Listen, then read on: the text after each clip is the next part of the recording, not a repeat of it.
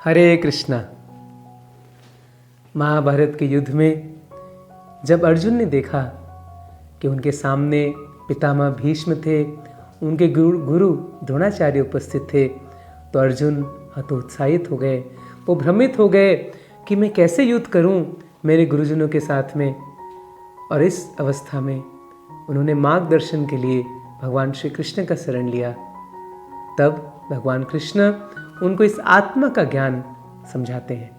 भगवद गीता के दूसरे अध्याय के 12वें श्लोक में भगवान कहते हैं, न त्वेवाहं जातु नाशम न त्वं नेमे जनाधिपाः न चैव न भविष्यामः सर्वे वयम अतः परम। अनुवाद, ऐसा कभी नहीं हुआ कि मैं ना रहा हूँ या तुम ना रहे हो, अथवा ये समस्त राजा ना रहे हों, और ना ऐसा है कि भविष्य में हम लोग नहीं रहेंगे। तो इस विशेष अनुदेश में भगवान श्री कृष्ण स्पष्ट बताते हैं कि हम सब शाश्वत हैं, हम सदैव से हैं और सदैव रहेंगे। हालांकि समय समय पर इस शरीर का मृत्यु होता है, लेकिन आत्मा का मृत्यु कभी नहीं होता। हम शरीर बदलते हैं, लेकिन हम शाश्वत हैं। वास्तव में जन्म और मृत्यु दोनों ही भ्रम है, क्योंकि आत्मा का ना तो जन्म होता है ना ही मृत्यु। हम सब जब छोटे थे, मुझे भी याद है, हम केक काटते थे, हैप्पी बर्थडे टू यू, लेकिन ये एक भ्रम मात्र है। आत्मा का कभी जन्म नहीं होता और कभी आत्मा की मृत्यु नहीं होती। तो हमें समझना चाहिए कि हम कई बार जन्म ले चुके हैं। पूर्व कर्म के अनुसार हमें नया नया शरीर मिलता है। तो हम पहले कभी भेड़ के शरीर में थे, कभी हम कीड़े मकोड़े के शरीर में थे, कभी हम पशु पक्षी के शरीर में थे, कभी मैं राजा था, कभी मैं भिखारी था। हम सब कई करोड़ों शरीर बदल चुके हैं, लेकिन आत्मा वही है।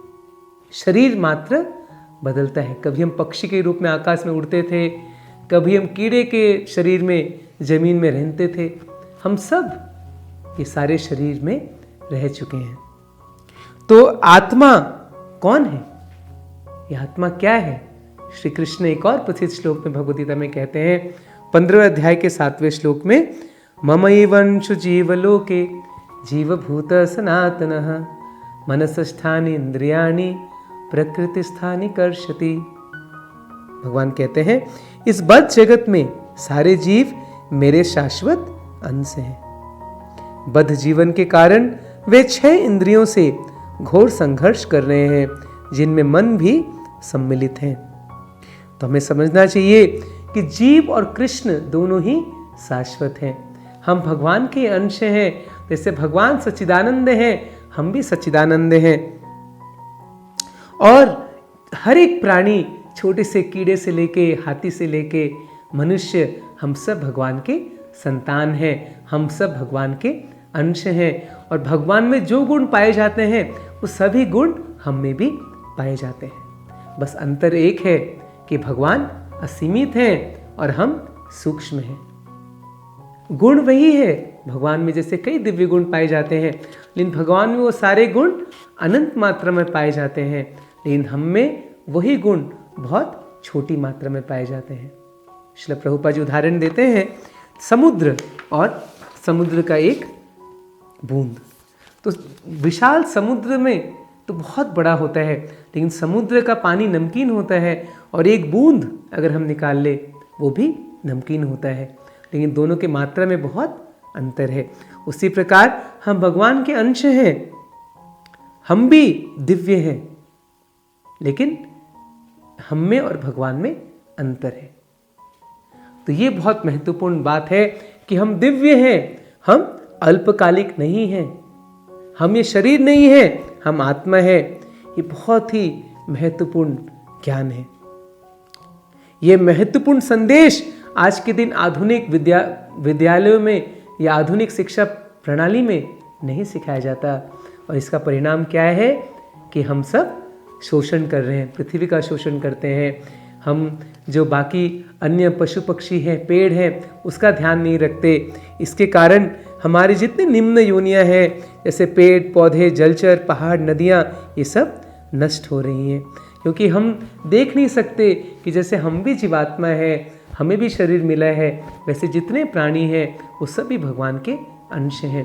क्योंकि हम में ये चक्षु नहीं है, ये हमारा देखने का नज़रिया नहीं है, इसलिए हम शोषण करते हैं। हमारे शास्त्र में प्रजा जो शब्द का उपयोग किया गया है, राजा प्रजा की रक्षा करती थी।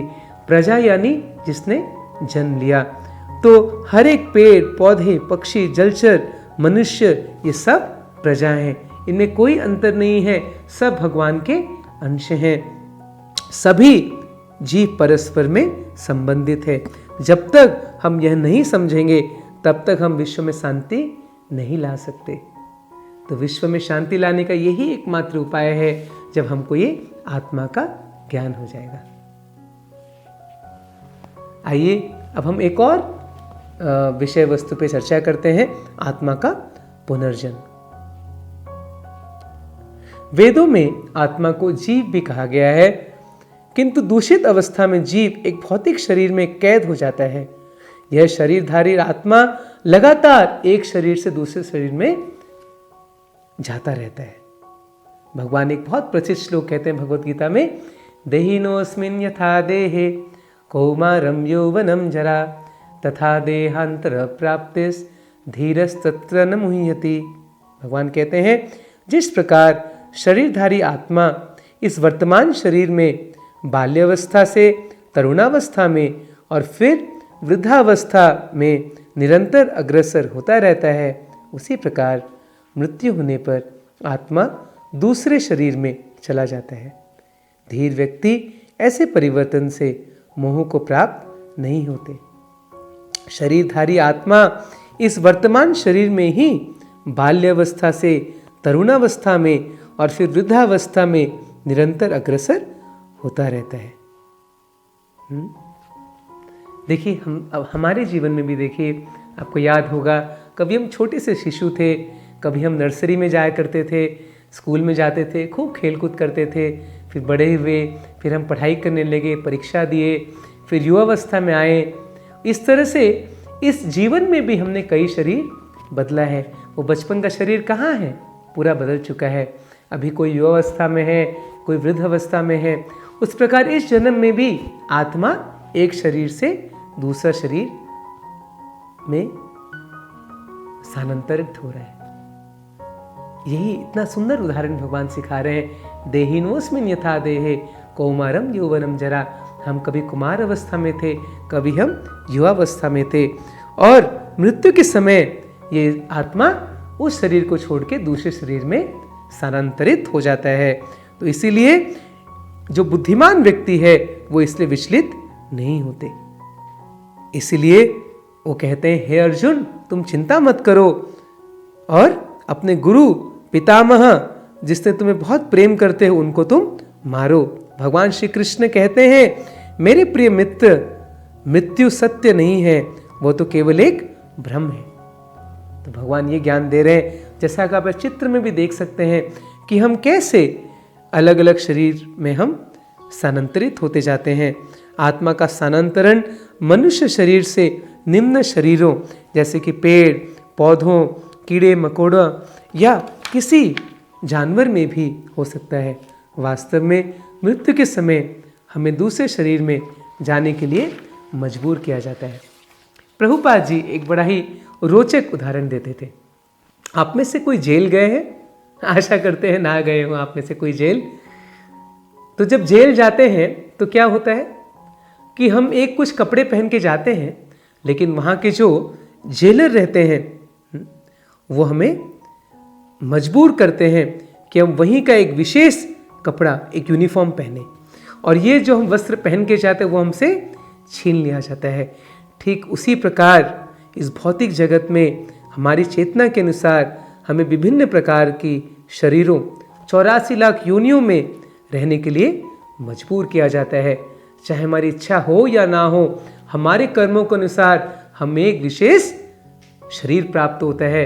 जैसे जेल में जो व्यक्ति जाता है उसको एक विशेष कपड़ा प्रदान किया जाता है।